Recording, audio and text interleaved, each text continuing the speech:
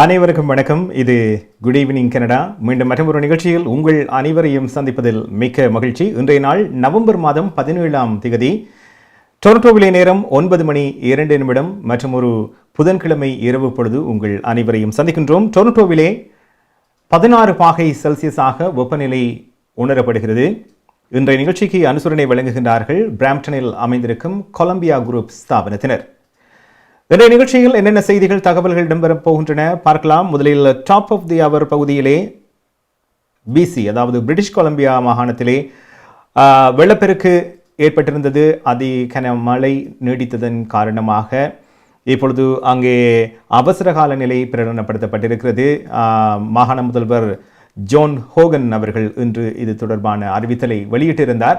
அது தொடர்பாக பார்க்க போகின்றோம். அதனைத் தொடர்ந்து கனடிய பிரதமர் ஜஸ்டின் ட்ரூடோ அவர்கள் அமெரிக்காவுக்கான பயணத்தை மேற்கொண்டிருக்கின்றார். வாஷிங்டனில் இருந்து இந்த அவசர கால நிலை தொடர்பான விடயங்களையும், அதே நேரத்தில் கனடாவின் எல்லையில் நீங்கள் அமெரிக்காவுக்கு செல்கின்ற பொழுது இந்த PCR சோதனை தொடர்பான சில தகவல்களும் வெளிவந்திருக்கின்றன. அவை தொடர்பாக பார்க்க போகின்றோம். அதனைத் தொடர்ந்து கனேடிய வளம் பகுதியிலே ஏற்கனவே நான் சொன்னது போல கனேடிய பிரதமர் ஜஸ்டின் ட்ரூடோ மற்றும் சில அமைச்சர்கள் அமெரிக்காவின் வாஷிங்டன் நகருக்கு சென்றிருக்கின்றார்கள். அமெரிக்க நாடாளுமன்ற சபா நாயகர் நான்சி பெலோசியை இன்று கனடிய பிரதமர் சந்தித்திருந்தார். இது தொடர்பான விவரங்களை பார்க்க போகின்றோம்.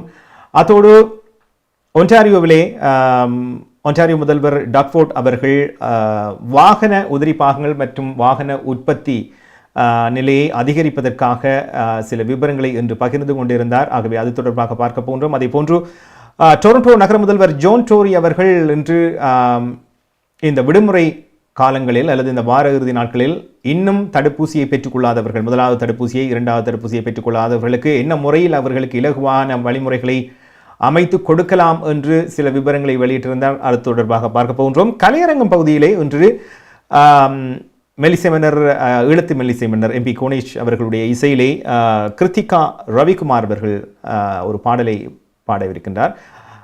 அதனைத் தொடர்ந்து கனேடிய செய்திகள், வலிமையான காலநிலை, கனேடிய நாணய மாற்று விகிதம், இவைதான் இன்றைய நிகழ்ச்சியில் இடம்பெறப் போகின்ற செய்திகளும் தகவல்களும். அந்த வகையில் முதலில் top of the hour. British Columbia மாகாணத்தில் அவசர கால நிலை பிரகடனப்படுத்தப்பட்டிருக்கிறது. இந்த அவசர கால நிலை இன்று நண்பகல் முதல் அமலுக்கு வந்திருப்பதாக மாகாண முதல்வர் ஜான் ஹோகன் அவர்கள் அறிவித்திருந்தார். பேரழிவு காரணமாக பிரிட்டிஷ் கொலம்பியாவின் கடந்த சில நாட்கள் பல இடங்களில் மண் சரிவு, பாதைகளில் இடிபாடு மற்றும் சிலர் சிக்குண்டிருக்கின்றார்கள், பலர் மீட்கப்பட்டிருக்கின்றார்கள். ஆகவே இந்த நிலையில் வர இருக்கும் நாட்களில் இன்னும் நிலைமை சற்று மோசமடையும் அல்லது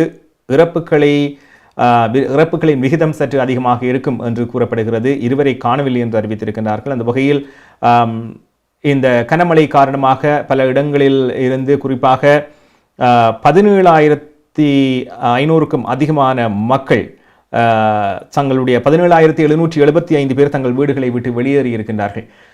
ஆகவே இவர்களுக்கு உதவுகின்ற வகையில் கனேடிய படைகளும் அனுப்பப்பட்டிருக்கின்றார்கள். ஆகவே முதலில் இந்த அவசரகால நிலை பிரகடனம் தொடர்பாக மாகாண முதல்வர் ஜான் ஹோகன் அவர்கள் வெளியிட்ட தகவல்களை பார்க்கலாம்.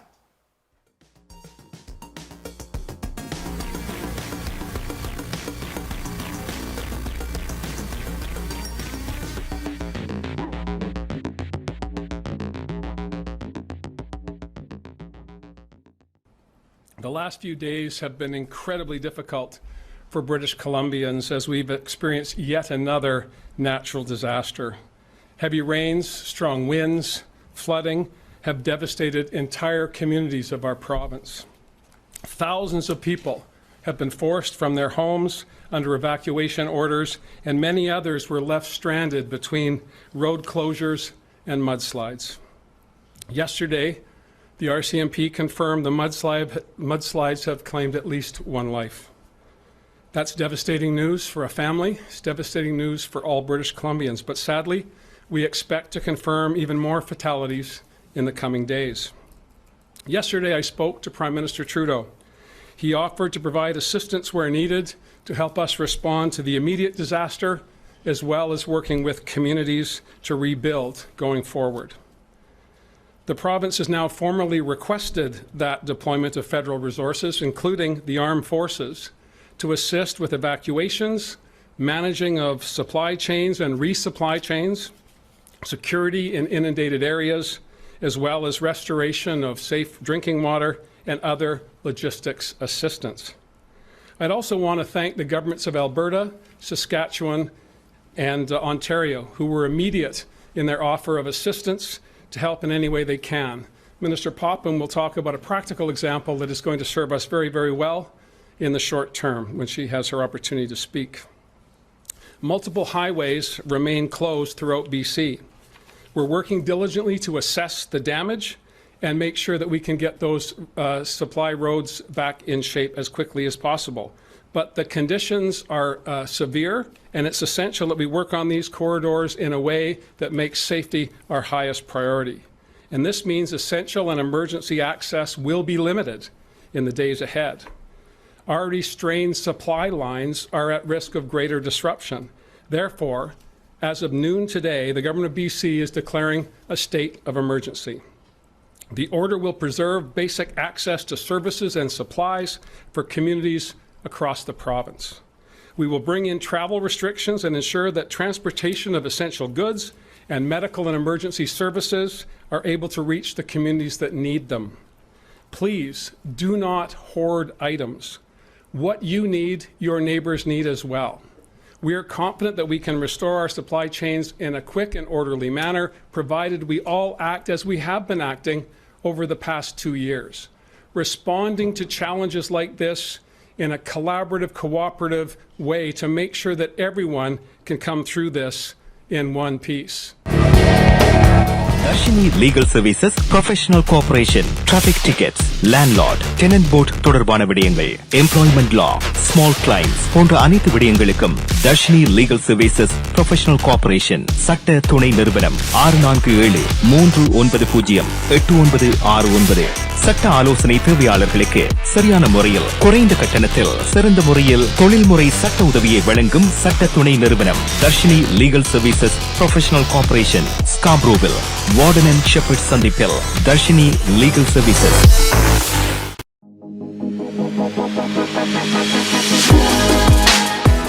இது குட் ஈவினிங் கனடா. டொரண்டோவில் நேரம் 9 மணி கடந்து 9 நிமிடம். வெளியிலே வெப்பநிலை 16 பாகை செல்சியஸாக உணரப்படுகிறது. இன்றைய நிகழ்ச்சியின் அனுசரணையாளர்கள் பிராம்டனில் அமைந்திருக்கும் கொலம்பியா குரூப் ஸ்தாபனத்தினர். பிரிட்டிஷ் கொலம்பியா முதல்வர் ஜான் ஹோகன் அவர்கள் பகிர்ந்து கொண்ட விவரங்களை, செய்திகளை பார்த்திருப்பீர்கள். 300 கனேடிய ஆயுதப்படைகள் உடனடியாக பிரிட்டிஷ் கொலம்பியாவுக்கு அனுப்பப்பட்டிருக்கிறது. அங்கு அவசர கால நிலை பிரகடனப்படுத்தப்பட்ட பின்பு அந்த கனமழை காரணமாகவும் வெள்ளப்பெருக்கு காரணமாகவும் சிக்கியுள்ள மக்களுக்கு உதவுகின்ற வகையிலே இந்த உதவி வழங்கப்படுகிறது. ஃபெடரல் லெவலிலே கனடிய பிரதமர் ஜஸ்டின் ட்ரூடோவிடம் உதவி கேட்டதன் காரணமாக இது அனுப்பப்பட்டிருக்கிறது. இதை தவிர ஏனைய மாகாணங்கள் என்று பார்க்கின்ற பொழுது அல்பர்டா, சஸ்கேச்சுவான், ஒன்டாரியோ அரசாங்கங்களும் தமது ஆதரவுகளை வழங்கியிருக்கின்றார்கள். உதவிகள் தேவை என்றால் அவர்களும் தங்களுடைய ஆதரவு கரங்களை நீட்டியிருக்கின்றார்கள். வருகின்ற நாட்களில் மழை நீடித்தால் இன்னும் அழிவுகள் கூடுதலாக இருக்கும் என்று சொல்லப்பட்டிருக்கிறது. இறப்புகளும் அதிகம் வரலாம் என்று எதிர்பார்க்கப்படுகிறது. அதனால் தான் இந்த அவசரகால பிரகடனம் என்று குறிப்பிட்டிருக்கின்றார். இன்று அமெரிக்காவுக்கு, குறிப்பாக வாஷிங்டனுக்கு பிரயாணம் செய்த கனேடிய பிரதமர் ஜஸ்டின் ட்ரூடோ அவர்களிடம் அங்கேயும் கேள்வி கேட்கப்பட்டிருந்தது இது தொடர்பாக. ஆகவே அது தொடர்பான விவரங்களையும் அவர் இன்று பகிர்ந்து கொண்டார். இதை தவிர இன்று பரபரப்பாக பல ஊடகங்களில் பேசப்பட்ட விடயம் இந்த PCR சோதனை. கடந்த நவம்பர் மாதம் 8ஆம் தேதி கனேடிய எல்லைகள் திறக்கப்பட்ட பின்பு, அமெரிக்காவுக்கு சென்று வருவதற்கான பாதை திறக்கப்பட்ட பின்பு, நீங்கள் நாட்டை விட்டு வெளியில் சென்று மீண்டும் வருகின்ற பொழுது இந்த PCR சோதனை அவசியமாக செய்திருக்க வேண்டும் என்று சொல்லப்பட்டிருந்தது. இதற்கு பல வாத பிரதிவாதங்கள் பரவலாக பேசப்பட்டன, நடைபெற்றன. காரணம், இது தேவையில்லை, இதை நிறுத்த வேண்டும், இப்படி என்றால் அனைவருக்கும் கடினமாக இருக்கும். அதோடு PCR சோதனையின் கட்டணம் என்பதும் அதிகமாக இருக்கிறது. அதே போன்று ஒரு குறுகிய பயணம், அதாவது ஒரு குறுகிய நாள் பயணம், ஒரு நாள் 2 நாளில் வருபவர்களுக்காவது இதை நீங்கள் நீக்க வேண்டும் என்று கேட்டதற்கமைய இன்று சொல்லப்பட்டிருக்கிறது 72 மணி நேரத்துக்குள் நீங்கள் மீண்டும் நாட்டுக்குள் வந்தால் உங்களுக்கு PCR சோதனை தேவையில்லை என்று சொல்லப்பட்டிருக்கிறது. அதாவது முழுமையாக தடுப்பூசி போடப்பட்ட 2 தடுப்பூசிகளையும் போடப்பட்டவர் கெனடியர் நீங்கள் நாட்டை விட்டு அமெரிக்காவுக்கு சென்றால் 72 மணி நேரத்துக்குள் நீங்கள் மீண்டும் கனடாவுக்குள் வந்துவிட்டால் உங்களுக்கு இந்த சோதனை தேவையில்லை என்று சொல்லப்பட்டிருக்கிறது. தனியாக நீங்கள் தடுப்பூசி போட்டதற்கான சான்றிதழை மட்டும் சமர்ப்பித்தால் போதும் என்று. ஆகவே இது தொடர்பாகவும் கனடிய பிரதமர் ஜஸ்டின் ட்ரூடோவிடம் கேள்வி கேட்கப்பட்டது. ஆகவே அவர் கூறிய விடயங்களை இப்பொழுது பார்க்கலாம். I wanted to give an update tonight on the situation in British Columbia, which has all of us tremendously worried. I spoke with Minister Blair earlier this evening. Earlier today, actually, to ask him to convene an incident response group meeting of ministers who are ensuring that we are doing absolutely everything we can to support the people in British Columbia who are hit with this terrible, terrible disaster. I can confirm that there are hundreds of Canadian Armed Forces members currently headed to British Columbia to help with everything from supplies to evacuation to whatever is needed. There are thousands more on standby. We will continue to work closely with the province, with Indigenous leaders, with community leaders to make sure that we are doing everything we can to support the people of British Columbia through this incredibly difficult time. I can say that even in my meetings here in Washington today, not only all Canadians are standing with British Columbians right now, but the support and the presence of Americans thinking of British Columbians and the difficulty they're having is reassuring and comforting. But we will continue to be on this and do everything necessary to support people as we get through this extremely difficult time. Can you tell us what you told U.S. lawmakers about dropping the PCR test requirement for travelers? Obviously, we had many conversations about a range of things, including border issues with a number of members of Congress from border states. We know that our priority remains ensuring the safety of Canadians and following science, but we are looking at making steps to loosen up requirements while at the same time keeping Canadians safe. We will have an announcement to make in the coming days. Would that include lifting the PCR test requirements? As I said, we'll make an announcement in the coming days. I spoke with the First Ministers last night about the various things we're looking at and spoke with American border leaders as well. We will continue to make sure we're putting the safety of Canadians first and foremost. உங்கள் வாழ்க்கையின் வெற்றிக்கு home life future ரியாலிட்டியில் இணையுங்கள். Top 5 home life brokerage in Canada. Broker of record Selva வெற்றிவேலின் அனுபவ பட்டறிவுடன் கூடிய பயிற்சி. 600க்கும் மேற்பட்ட முகவர்கள் நமது சமூகத்தில் 1000க்கும் மேற்பட்ட முகவர்களை உருவாக்கிய பெருமை. 4000 சதுர அடி பரப்பில் ஒரே கூரையின் கீழ் private lending, mortgage, investment, law firm, in house training, networking events, seminars, இன்னும் பல. ரியல் எஸ்டேட் துறையில் உங்களை அடுத்த நிலைக்கு உயர்த்திட ஹோம் லைஃப் ஃபியூச்சர் ரியாலிட்டி.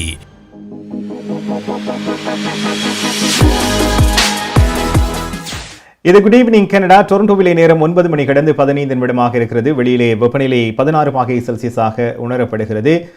இன்றைய நிகழ்ச்சிக்கு அனுசரணை வழங்குகின்றார்கள் பிராம்டனில் அமைந்திருக்கும் கொலம்பியா குரூப் ஸ்தாபனத்தினர். கனடிய பிரதமர் ஜஸ்டின் ட்ரூடோ அவர்கள் சொன்னது போல இந்த PCR சோதனை 72 மணி நேரத்துக்குள் நீங்கள் நாட்டுக்கு மீண்டும் திரும்புவதாக இருந்தால் தேவையில்லை என்று சொல்லப்பட்டிருக்கிறது. நேற்று அனைத்து மாகாண முதல்வர்களுடனும் ஒரு சந்திப்பு இணையவழி வாயிலாக இடம்பெற்றிருந்தது. ஆகவே அதிலே அவர்களும் வலியுறுத்தி கேட்டுக்கொண்டதுக்கு அமைய இது சொல்லப்பட்டிருக்கிறது. ஆனால் இந்த 72 மணி நேரத்துக்கு அதிகமானால் அவர்களுக்கும் PCR இப்பொழுது தேவை என்று சொல்லப்பட்டிருக்கிறது. இது நீக்கப்படுமா என்பது இதுவரை தெரியவில்லை என்று கூறப்பட்டிருக்கிறது. நிகழ்ச்சியில் அடுத்ததாக நாங்கள் பார்க்க இருப்பது கனேடிய வலம். இன்றைய கனேடிய வலம் பகுதியில் அதாவது கனேடிய பிரதமர் ஜஸ்டின் ட்ரூடோ அவர்களுடைய அமெரிக்க பயணம். அனைவரும் தெரிந்த விடயம், இந்த கோவிட் பேண்டமிக் ஆரம்பித்ததன் பின்பு எந்த விதமான தனிப்பட்ட பயணங்களையும் கனடிய பிரதமர் ஜஸ்டின் ட்ரூடோ அவர்கள் மேற்கொள்ளவில்லை. அது அந்த வகையில் இது ஒரு முக்கியமான பயணமாக கருதப்படுகிறது. இன்று அவர் வாஷிங்டனுக்கு சென்று அடைந்திருக்கின்றார். அங்கே குறிப்பாக பலரை சந்திக்க போகின்றார். 2 நாள் மகாநாடு இது நடைபெறப் போகிறது. 3 அமிகோஸ் என்ற தலைப்பிலே இந்த மகாநாடு மெக்சிகோ, அமெரிக்கா, கனடா அரசு தலைவர்கள் சந்திக்கவிருக்கின்றார்கள். குறிப்பாக இன்று கனடிய பிரதமர் ஜஸ்டின் ட்ரூடோ அவர்கள் சென்ற பொழுது அவரோடு துணை பிரதமர் மற்றும் நிதியமைச்சர் கிறிஸ்டியா ஃப்ரீலாண்ட் மற்றும் வர்த்தக அமைச்சர் மேரியிங், பொது பாதுகாப்பு அமைச்சர் மார்க்கோ மெண்டிசினோ ஆகியோரும் சென்றிருந்தார்கள். பல சந்திப்புகள் அங்கு இடம்பெற்றன. பல இடங்களில் கேள்வி பதில் போன்ற நிகழ்வுகள் இடம்பெற்றிருக்கின்றன. ஆகவே நேரம் கருதி நாங்கள் அவற்றை எடுத்து வரவில்லை. இருந்தாலும் முக்கியமாக இன்று நாளை நடைபெற இருக்கின்ற இந்த மாநாட்டுக்கு முன்பாக இன்று அமெரிக்க நாடாளுமன்ற சபாநாயகர் நான்சி பெலோசி அவர்களை கனடிய பிரதமர் சந்தித்து பேசியிருந்தார். பல விடயங்கள் பேசப்பட்டன. குறிப்பாக இந்த விநியோக சங்கிலியின் ஒரு சீரான ஓட்டத்தை உறுதிப்படுத்துவது தொடர்பாக கனடிய பிரதமர் தான் அமெரிக்க அரசு தலைவரை சந்திக்கின்ற பொழுது அதை பயன்படுத்திக் கொள்வேன் என்று குறிப்பிட்டிருக்கின்றார். இவை தவிர கனடாவின் முக்கியமான இந்த காலநிலை தொடர்பான விடயங்களையும் தான் பேச இருப்பதாக குறிப்பிட்டிருந்தார். ஆகவே இன்று அமெரிக்க நாடாளுமன்ற சபாநாயகர் நான்சி பெலோசி அவர்களை சந்தித்த போது அவர் என்ன தெரிவித்திருந்தார், அதனைத் தொடர்ந்து கனடிய பிரதமர் ஜஸ்டின் ட்ரூடோ அவரை சந்தித்த பின்பு என்ன விடயங்கள் சொல்லியிருந்தார், இப்பொழுது பார்க்கலாம்.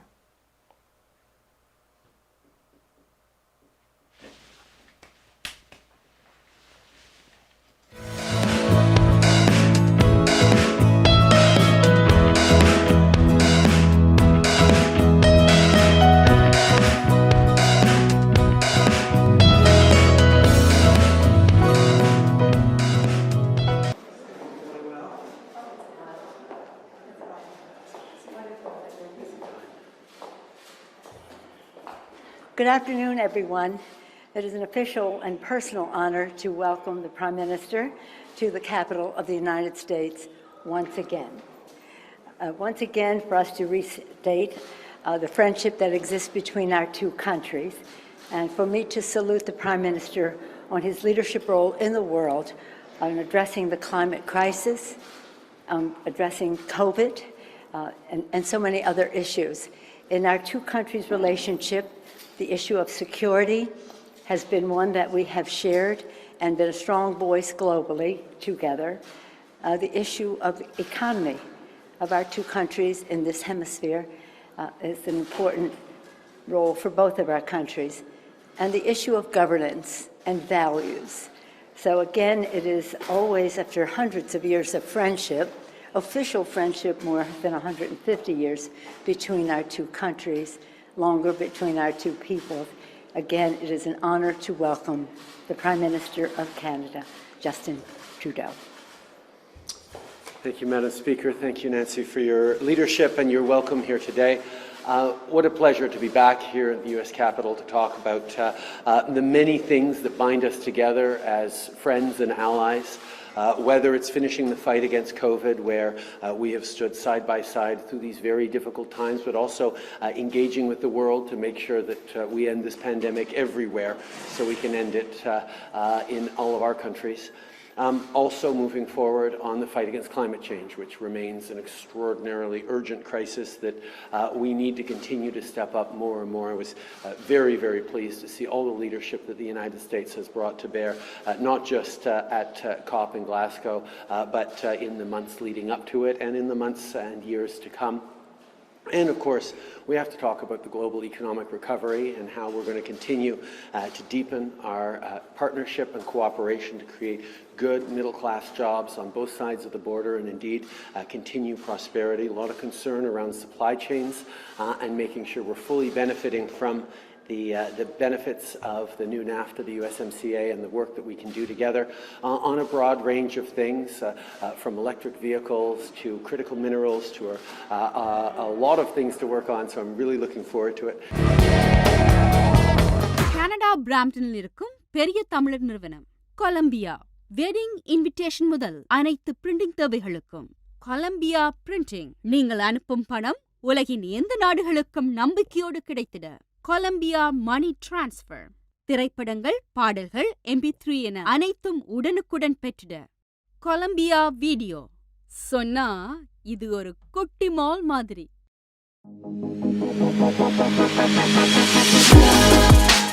இது குட் ஈவினிங் கனடா. டொரண்டோவிலே நேரம் 9 மணி கடந்து 21 நிமிடம். வெளியிலே வெப்பநிலை 16 பாகை செல்சியஸாக உணரப்படுகிறது. இன்றைய நிகழ்ச்சிக்கு அனுசரணை வழங்குகின்றார்கள் பிராம்ப்டனில் அமைந்திருக்கும் Colombia group ஸ்தாபனத்தினர்.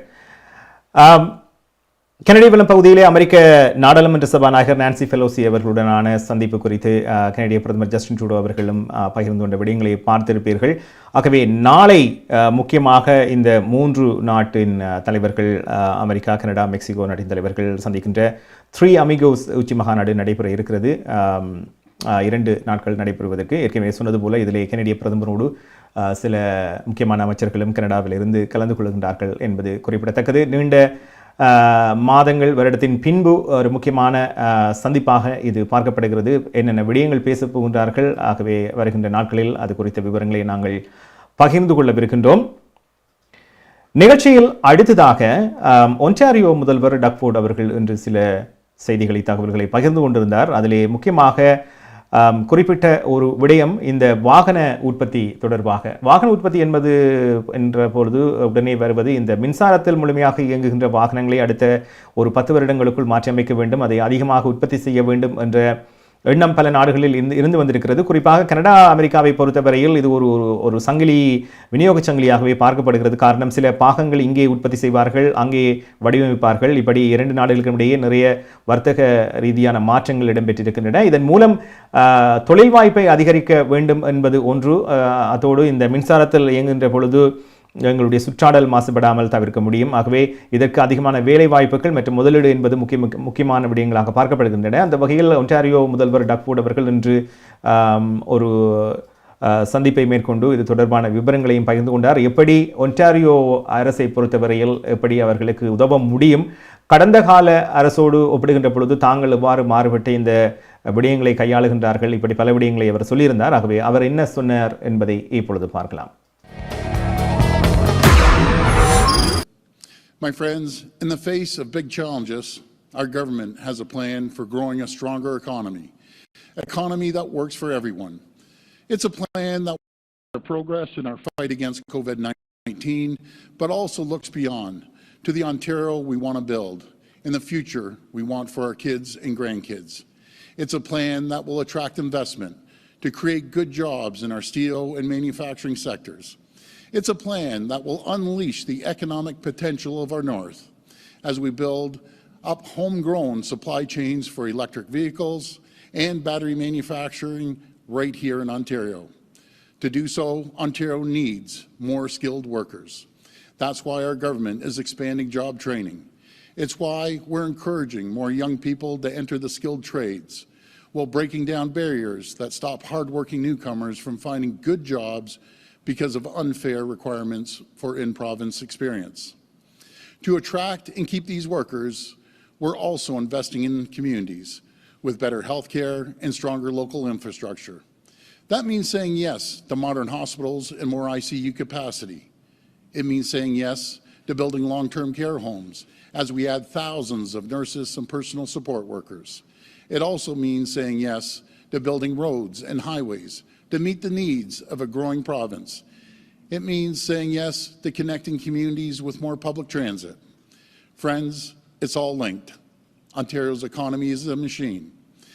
If one part of that machine isn't working to its full potential, it holds us all back. But when Ontario is firing on all cylinders, watch out. There's no other place anyone would rather start a business, work, or raise a family. That's why our government is saying yes to building the next generation of cars right here in Ontario, and launching Phase 2 of the Driving Prosperity. It's our plan to build the vehicles of the future. As we know, motor vehicle manufacturing has been a way of life in Ontario for over 100 years. The auto industry has been a cornerstone for well-paying jobs and allowed the world to see the talent of Ontario's workers. Right now, the auto industry is changing as consumers demand a different kind of vehicle technology. And the industry is shifting rapidly and preparing to build the cars of the future. As a government, we must ensure our manufacturing sector keeps pace. For years, we heard from automakers that Ontario had become an expensive jurisdiction in which to do business. Because of the policies put in place by previous governments, jobs fled the province. By 2018, we had become uncompetitive in an industry that was built here in Ontario.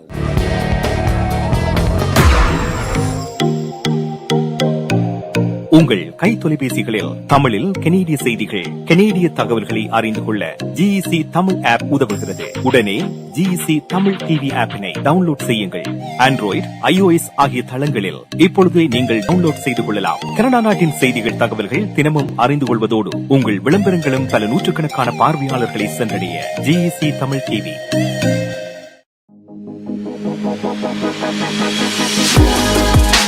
இது good evening Canada. டொரண்டோவிலே நேரம் 9 மணி கடந்து 27 நிமிடம். வெளியிலே வெப்பநிலை 16 பாகை செல்சியஸாக உணரப்படுகிறது. இன்றைய நிகழ்ச்சியின் அனுசரணையாளர்கள் பிராம்டனில் அமைந்திருக்கும் கொலம்பியா குரூப்.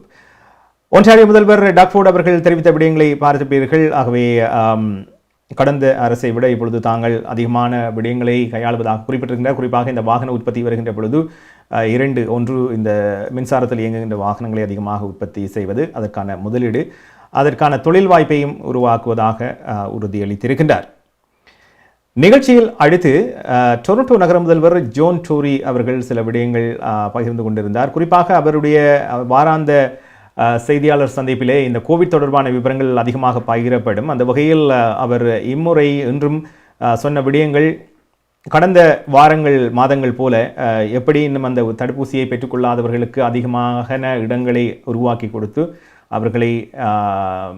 அவர்களுக்கு தடுப்பூசியை வழங்குவதுதான் அவருடைய அதாவது முக்கியமான குறிக்கோளாக இருக்கிறது. அந்த வகையில் இந்த வார இறுதி நாட்கள் 17ஆம் தேதி இன்றிலிருந்து 22, 23ஆம் தேதிகளில் எல்லாம் எவ்வாறு அதை செயல்படுத்த முடியும், இன்னும் அதிகமானவர்களுக்கு முழுமையாக தடுப்பூசியை வழங்க வேண்டும் என்று பல திட்டங்களை வகுத்து செயல்படுத்தி கொண்டிருக்கின்றார். அந்த வகையில் இந்த வாரம் வரப்போகின்ற நாட்களில் எவ்வாறு இது செயல்படுத்தப்பட போகின்றது, விகிதாசார முறையிலே எவ்வளவு பேர் தடுப்பூசியை பெற்றிருக்கின்றார்கள் போன்ற விவரங்களை என்று பகிர்ந்து கொண்டிருந்தார். அதிலிருந்து சில பகுதிகளை இப்பொழுது பார்க்கலாம்.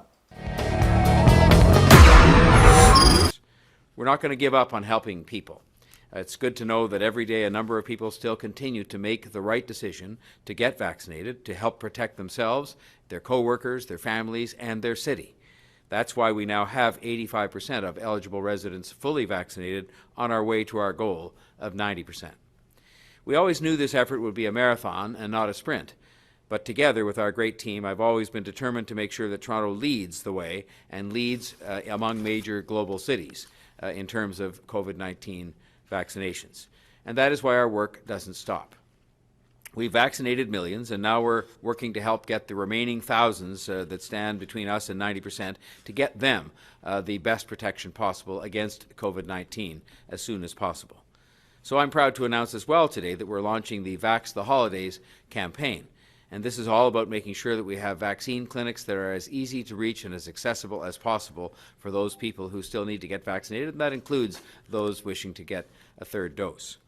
It's about making sure we put the vaccines where people are actually going and where they're going to be during the holiday season, and it's not hard to know where people are going to be in the lead up to the holidays. They're going to be at malls and other places out in the community. So starting today and running through this weekend, we will have 14 mobile walk-in clinics operating around the city, in shopping malls, in community centers, in schools, and in places of worship. Anyone who needs a first or second dose, or for that matter a third dose, can visit these clinics, those who are eligible for a third dose. Operating hours and locations of these Vax the Holidays clinics can be found at toronto.ca/COVID-19.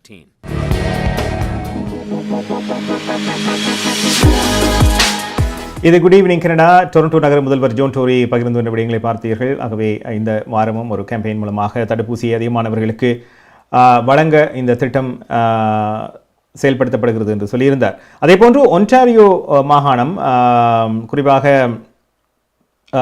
ஒன்டாரியோவின் தலைமை மருத்துவர் doctor Kiran Moore அவர்கள் சில விடயங்களை சொல்லியிருந்தார். அதாவது ஏற்கனவே நாங்கள் சொல்லியிருந்தோம் இந்த நிகழ்ச்சியில், இந்த குழந்தைகள் குறிப்பாக 5 வயது தொடக்கம் 11 வயது குழந்தைகளுக்கான தடுப்பூசி எப்பொழுது வரப்போகிறது என்று பலரும் பார்த்து கொண்டிருக்கின்றார்கள். குறிப்பாக இப்பொழுது 2 தடுப்பூசிகள், ஒன்று ஏற்கனவே ஃபைசர் ஹெல்த் கனடாவிடம் வழங்கப்பட்டிருக்கிறது, இதற்கான அங்கீகாரம் இன்னும் வழங்கப்படவில்லை. அதே போன்று 2 தினங்களுக்கு முன்பு மொடர்னா கூட தங்களுடைய தடுப்பூசியை செலுத்தலாமா இல்லையா என்பதை முடிவு செய்வதற்கு ஹெல்த் கனடாவிடம் சமர்ப்பித்திருக்கின்றது. ஆனால் இன்று டாக்டர் கிரண் மூர் அவர்கள் பயந்துள்ள விடயம், இதுக்கான அங்கீகாரம் இந்த மாத இறுதியில் கிடைக்கும் என்று சொல்லப்பட்டிருக்கிறது. ஆகவே டிசம்பர் மாதம் விடுமுறைக்கு முன்பு குழந்தைகளுக்கு இந்த தடுப்பூசியை செலுத்துவதற்கான ஏற்பாடுகள் ஒன்டாரியோவை பொறுத்தவரையில் செய்யப்பட்டு கொண்டிருக்கிறது என்றும் அவர் குறிப்பிட்டிருந்தார். அவைதான் தடுப்பூசி தொடர்பான விவரங்கள். நிகழ்ச்சியில் அடுத்ததாக நாங்கள் நாணய மாற்று விகிதம் செல்ல போகின்றோம். அதற்கு முன்பாக வருகின்ற சனிக்கிழமை நவம்பர் மாதம் 20ஆம் திகதி எங்களுடைய கேளுங்கள் தரப்படும் நிகழ்ச்சி சனிக்கிழமைகளில் குறிப்பிட்ட சனிக்கிழமைகளில் காலை 11 மணியிலிருந்து 12 மணி வரை டொரண்டோ நேரம் நேரடியாக ஒளிபரப்பாவது வழமை. அந்த வகையில் இந்த சனிக்கிழமை நவம்பர் மாதம் 20ஆம் திகதி காலை 11 மணிக்கு ஆயுள் காப்புறுதி தொடர்பான விவரங்களையும் கொடிய நோய்களுக்கான காப்புறுதி தொடர்பான விவரங்களையும் அதே போன்று இப்பொழுது பலர் நாட்டை விட்டு வெளியில் செல்கின்றார்கள், வெளியில் இருந்தும் வருகின்றார்கள். ஆகவே இந்த டிராவல் இன்சூரன்ஸ் இப்படி பல விடயங்கள் இந்த கோவிட்டின் பின்பு பல மாற்றங்கள் இடம்பெற்றிருக்கின்றன. ஆகவே இது தொடர்பாக பலருக்கும் பலவிதமான கேள்விகள் இருக்கும். சில காப்புறுதிகளில் கட்டணம் அதிகரித்திருக்கிறது. ஆகவே இப்படி பல கேள்விகள் உங்களுக்கும் இருக்கலாம். இப்படியான கேள்விகளுக்கு பதில் வழங்குவதற்காக எங்களோடு லைஃப் 100 இன்சூரன்ஸ் அண்ட் இன்வெஸ்ட்மெண்ட் இங்கிலிருந்து ஸ்ரீதரன் துரைராஜா இணைந்து கொள்ளவிருக்கின்றார். வருகின்ற சனிக்கிழமை காலை 11 மணியிலிருந்து 12 மணி வரை நேரடியாக எங்களோடு இணைந்து கொண்டு பல கேள்விகளுக்கு பதில் வழங்க இருக்கின்றார். ஆகவே உங்களுக்கும் கேள்விகள் இருந்தால் ஆயுள் காப்புறுதி, கொடிய நோய்களுக்கான காப்புறுதி மற்றும் டிராவல் இன்சூரன்ஸ் இது தொடர்பான கேள்விகள் உங்களுக்கும் இருந்தால் நீங்களும் அழைத்து நேரடியாக கேட்கலாம். இல்லாவிட்டால் எங்களுடைய வாட்ஸ்அப் இலக்கத்துக்கு முன்கூட்டியே உங்களுடைய கேள்விகளை வாய்ஸ் நோட்டாக, அதாவது உங்களுடைய குரலில் பதிவு செய்யலாம். இல்லாவிட்டால் நீங்கள் டைப் செய்து அனுப்பி வைக்கலாம். 4162920033 என்ற எங்களுடைய வாட்ஸ்அப் இலக்கம் 4162920033. நேரடியாக நீங்கள் சனிக்கிழமை இணைந்து கொண்டு ஸ்ரீதரன் துரைராஜா அவர்களிடம் கேள்விகளை கேட்பதாக இருந்தால் 4163233304 என்ற தொலைபேசி இலக்கத்தின் வாயிலாக நீங்கள் நேரடியாக இணைந்து கொண்டு கேட்க முடியும். நிகழ்ச்சியில் அடுத்ததாக கனேடிய நாணய மாற்று விகிதம். இலங்கை இந்தியாவை பொறுத்தவரையில் இந்த வாரம் நேற்றைய தினம் போல ஒரு ஸ்டடியான ஒரு நடுநிலையான அப்படியான ஒரு நிலையை காணக்கூடியதாக இருக்கிறது. ஏனைய நாடுகளிலும் எவ்வாறு இருக்கிறது பார்ப்போம்.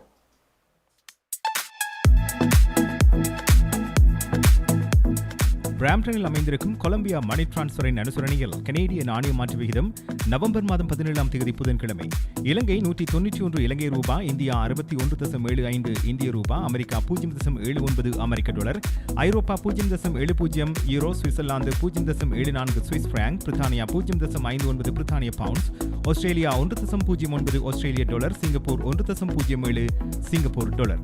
பிராம்டனில் அமைந்திருக்கும் கொலம்பியா மணி டிரான்ஸ்ஃபரின் அனுசரணையில் கனேடிய நாணய மாற்று விகிதம் நவம்பர் மாதம் 17ஆம் தேதி புதன்கிழமை.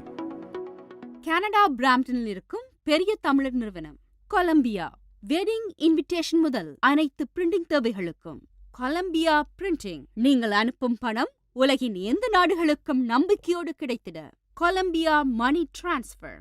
திரைப்படங்கள், பாடல்கள், MP3 என அனைத்தும் உடனுக்குடன் பெற்றிட கொலம்பியா வீடியோ. சொன்னா இது ஒரு குட்டி மால் மாதிரி. இது குட் ஈவினிங் கனடா. ஆகவே இலங்கையை பொறுத்தவரையில் 191 இலங்கை ரூபாவாக இருக்கிறது. இந்தியாவை பொறுத்தவரையில் 61.75 இருக்கிறது.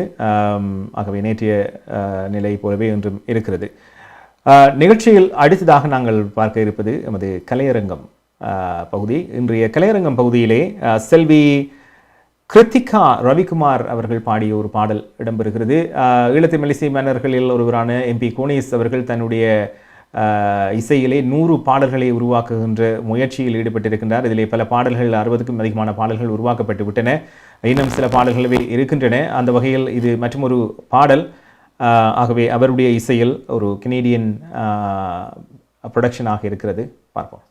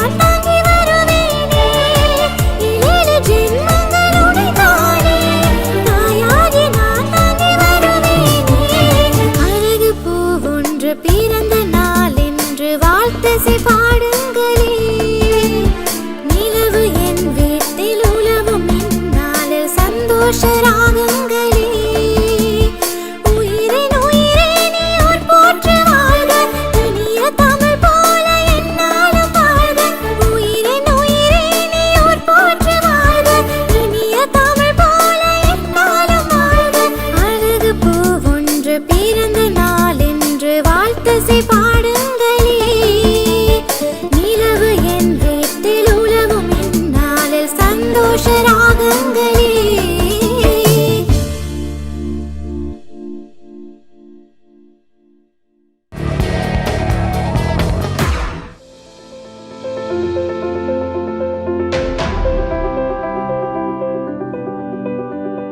We changed lives for the better, especially when you need it most.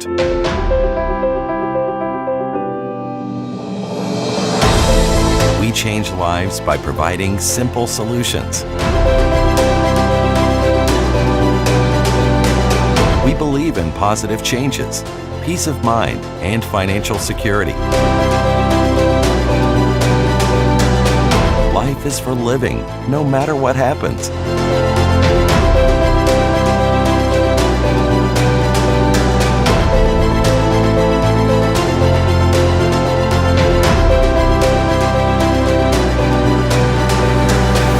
Life 100.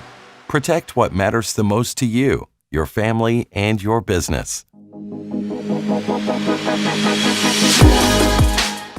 MP Konesh அவர்களுடைய இசையில் உருவான கனேடிய ப்ரொடக்ஷன் பாடல் அது. உங்களுடைய கலைப்படைப்புகளும் இருக்கும் நிறைவே இந்த கோவிக்கால பகுதியில் பல கலைஞர்களும் இளம் கலைஞர்கள் உருவாகி இருக்கின்றார்கள். ஆகவே உங்களுடைய படைப்புகளையும் எங்களுக்கு அனுப்பி வைங்கள். நிச்சயமாக எங்களுடைய கலையரங்கம் பகுதிகளை நாங்கள் சேர்த்துக் கொள்வோம்.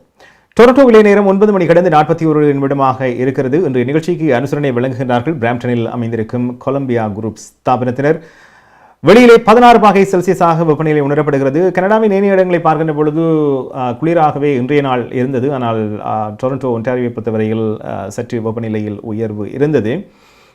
நாளை 18ஆம் தேதி எவ்வாறு காலநிலை இருக்கப் போகிறது என்று பார்க்க போகின்றோம்.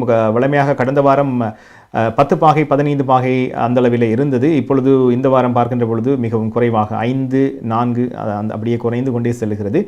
ஆகவே ஏனைய இடங்களிலும் நாளை எவ்வாறு காலநிலை இருக்கப் போகிறது, அதை தொடர்ந்து கனேடிய செய்திகள் பார்ப்போம். ஹோம்லைன் ஃபீச்சர் ரியல்டிங் வீடு விற்பனை முகவர் மற்றும் புரோக்கரேஜ் செல்வா வெற்றிவேல் அவர்களின் அனுசரணையில் நவம்பர் மாதம் 18ஆம் தேதி வியாழக்கிழமை நிலவும் காலநிலை. டொரண்டோவில் அதிகூடிய வெப்பநிலை 7 பாகை செல்சியஸ், அதிகுறைந்த வெப்பநிலை 0 பாகை செல்சியஸ். நாளைய நாள் மழைக்குரிய நாளாக தென்படுகிறது. ஒட்டோவாவில் அதிகூடிய வெப்பநிலை 10 பாகை செல்சியஸ், அதிகுறைந்த வெப்பநிலை 0 கீழே 2 பாகை செல்சியஸ். நாளைய நாள் மழைக்குரிய நாளாக தென்படுகிறது. மான்ட்ரியாலில் அதிகூடிய வெப்பநிலை 13 பாகை செல்சியஸ், அதிகுறைந்த வெப்பநிலை 2 பாகை செல்சியஸ். நாளைய நாள் மழைக்குரிய நாளாக தென்படுகிறது.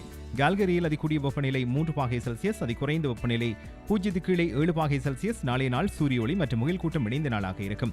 வான்கூவரில் அதிகூடிய வெப்பநிலை 7 பாகை செல்சியஸ், அதிகுறைந்த வெப்பநிலை 1 பாகை செல்சியஸ். நாளைய நாள் மழைக்குரிய நாளாக தென்படுகிறது. ஹோம் லைஃப் ஃபீச்சர் ரியல்டிங் வீடு விற்பனை முகவர் மற்றும் புரோக்கரேஜ் செல்வா வெற்றிவேல் அவர்களின் அனுசரணையில் நவம்பர் மாதம் 18ஆம் தேதி வியாழக்கிழமை நிலவும் காலநிலை. நீங்கள் கனடாவா அல்லது கனடா நாட்டில் என்ன நடக்கிறது தெரிந்து கொள்ள வேண்டுமா? கனடிய செய்திகள், தகவல்களை தமிழில் குறுகிய நேரத்தில் அறிந்து கொள்ள திங்கள் முதல் வெள்ளி வரை இரவு 9 மணிக்கு good evening Canada IPTV, Facebook, YouTube, WhatsApp போன்ற சமூக வலைத்தளங்களோடாக நேரடியாக அறிந்து கொள்ளுங்கள். வியாபாரத்துக்கு அழகு விளம்பரம். உங்கள் விளம்பரங்களும் எமது நிகழ்ச்சியில் இடம்பெற்று பல நூற்றுக்கணக்கான வாடிக்கையாளர்களை சென்றடைய எம்மை தொடர்பு கொள்ளுங்கள். Good evening Canada. 100% கனடிய செய்திகள், தகவல்களை தமிழில் அறிந்து கொள்ள பார்க்க தவறாதீர்கள். Good evening Canada.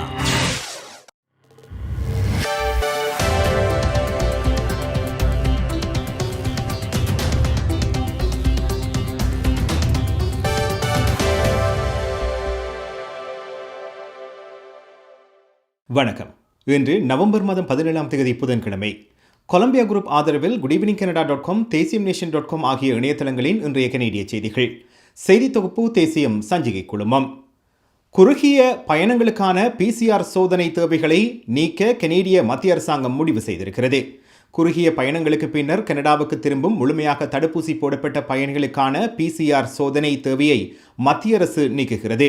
இந்த புதிய நடைமுறை அமலுக்கு வந்தவுடன் கனடாவை விட்டு வெளியேறி 72 மணி நேரத்துக்குள் மீண்டும் நாட்டுக்குள் திரும்பும் பயணிகள் கோவிட் சோதனையின் எதிர்மறையான ஆதாரத்தை காட்ட வேண்டிய நிலை இல்லை என கூறப்படுகிறது. 72 மணி நேரத்துக்கும் மேலான பயணங்களுக்கு PCR சோதனை தேவை தொடர்ந்து அமலில் இருக்கும் எனவும் கூறப்படுகிறது. தற்போது உள்ள நடைமுறைக்கு அமைவாக கனடாவுக்குள் நுழையும் அனைத்து பயணிகளும் 72 மணி நேரத்துக்குள் எடுக்கப்பட்ட மூலக்கூறு கோவிட் சோதனைக்கான ஆதாரத்தை சமர்ப்பிக்க வேண்டும். இந்த நடைமுறை முழுமையாக தடுப்பூசி பெற்ற பயணிகளுக்கும் பொருந்தும். PCR சோதனை நுழைவுத் தேவையை நீக்குமாறு மத்திய அரசின் மீது அண்மை காலமாக அழுத்தம் அதிகரித்து வருகிறது. கோவிட் மூலக்கூறு சோதனையை முடிவுக்கு கொண்டுவர பல மாகாண முதல்வர்கள் விரும்புகின்றார்கள் என்று ஒன்டாரியோ முதல்வர் டாக்ஃபோர்ட் நேற்று தெரிவித்திருந்தார். திங்கட்கிழமை கனடாவின் முதல்வர்களுடனான சந்திப்பில் இந்த விடயம் விவாதிக்கப்பட்டதாகவும் ஃபோர்ட் கூறினார். இந்த விடயம் நேற்று பிரதமர் ஜஸ்டின் ட்ரூடோவுடனான முதல்வர்களின் சந்திப்பிலும் கலந்துரையாடப்பட்டுள்ளது. பிரிட்டிஷ் கொலம்பியா மாகாணத்தில் அவசர நிலை பிரகடனப்படுத்தப்பட்டுள்ளது. பேரழிவுக்கான வெள்ளத்தின் எதிரொலியாக இந்த அவசர நிலையை முதல்வர் ஜான் ஹோகன் இன்று அறிவித்தார். இந்த அவசரகால நிலை இன்று நண்பகல் முதல் அமலுக்கு வந்துள்ளதாகவும் ஹோகன் கூறினார்.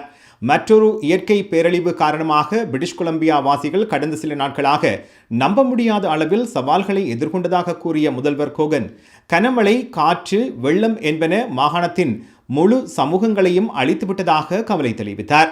ஆயிரக்கணக்கான மக்கள் தங்கள் வீடுகளை விட்டு வெளியேற வேண்டிய கட்டாயத்தில் உள்ளதாக தெரிவித்த அவர், குறைந்தது ஒருவர் மரணமடைந்துள்ளதாக உறுதிப்படுத்தியுள்ளார்.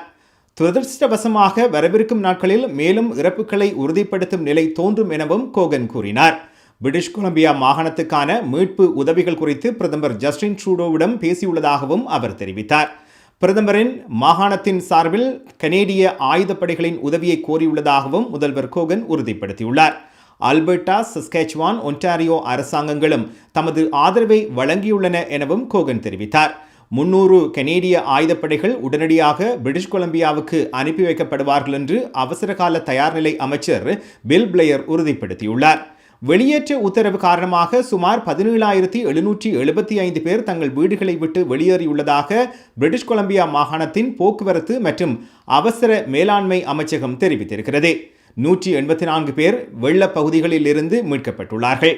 ஆயிரக்கணக்கான பண்ணை விலங்குகள் இந்த வெள்ளம் காரணமாக இறந்துள்ளதாக மாகாண விவசாய அமைச்சர் தெரிவித்துள்ளார். ஒன்டாரியோ மாகாணம் இந்த மாதம் முதல் குழந்தைகளுக்கு கோவிட் தடுப்பூசியை வழங்க ஆரம்பிக்கும் என தெரிவிக்கப்பட்டுள்ளது. ஒன்டாரியோவின் தலைமை மருத்துவர் கிரண் மோர் இன்று இந்த தகவலை வெளியிட்டுள்ளார்.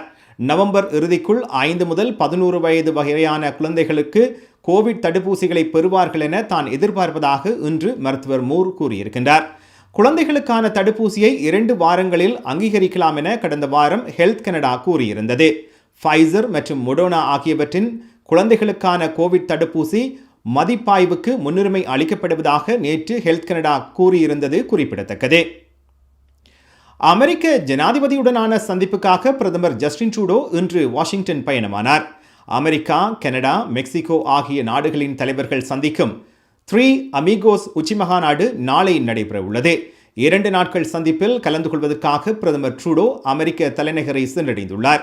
கனடா, அமெரிக்க இடையிலான விநியோக சங்கிலியின் சீரான ஓட்டத்தை உறுதிப்படுத்துவது இரு நாடுகளின் நலன்களுக்கு சிறந்தது என்பதை வலியுறுத்த அமெரிக்க ஜனாதிபதியுடனான சந்திப்பை பயன்படுத்துவேன் என பிரதமர் ஜஸ்டின் ட்ரூடோ தெரிவித்துள்ளார்.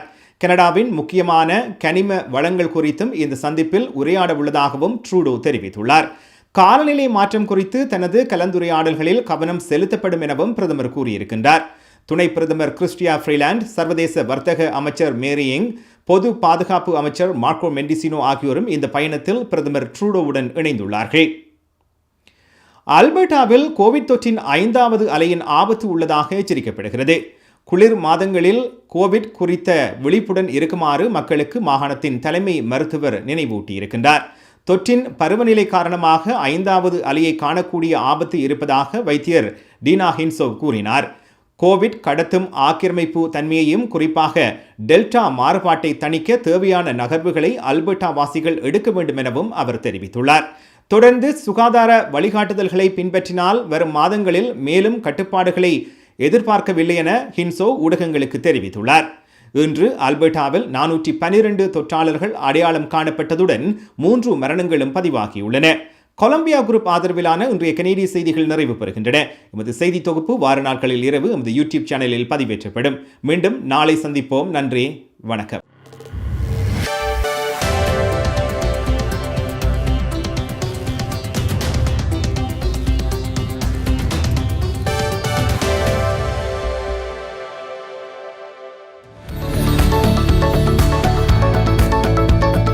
குறிப்பிட்ட சனிக்கிழமைகளில் காலை 11 மணிக்கு கேளுங்கள் தரப்படும் தகவல் நிகழ்ச்சி.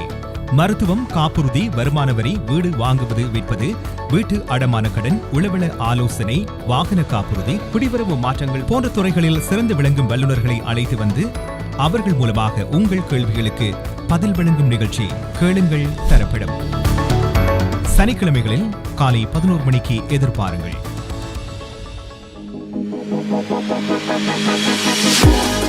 இது குட் ஈவினிங் கனடா. டொரண்டோவிலே நேரம் 9 மணி கடந்து 51 நிமிடமாக இருக்கிறது. வெளியிலே 16 பாகை செல்சியஸாக வெப்பநிலை உணரப்படுகிறது.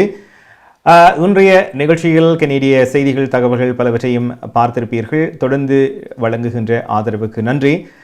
விளம்பரதாரர்கள் உங்களுடைய விளம்பரங்கள் எமது நிகழ்ச்சியில் இடம்பெற விரும்பினால் நிச்சயமாக நீங்கள் எங்களை தொடர்பு கொள்ளலாம். கனடாவில் குறிப்பாக ஒன்டாரியோ, டொரண்டோ என்று இல்லாமல் கியூபெக், அல்பர்டா, பிரிட்டிஷ் கொலம்பியா போன்ற நகரங்களுக்கும் எமது செய்திகள், தகவல்கள் சென்றடைகின்றன. ஆகவே உங்களுடைய விளம்பரங்களும் இடம்பெற விரும்பினால் நீங்கள் எங்களை தொடர்பு கொள்ளுங்கள். இதோடு நிறைவுக்கு வருகிறது இன்றைய நிகழ்ச்சி. மீண்டும் நாளை இரவு 9 மணிக்கு சந்திக்க போன்றோம். அதுவரையில் நன்றி, வணக்கம், குட் நைட்.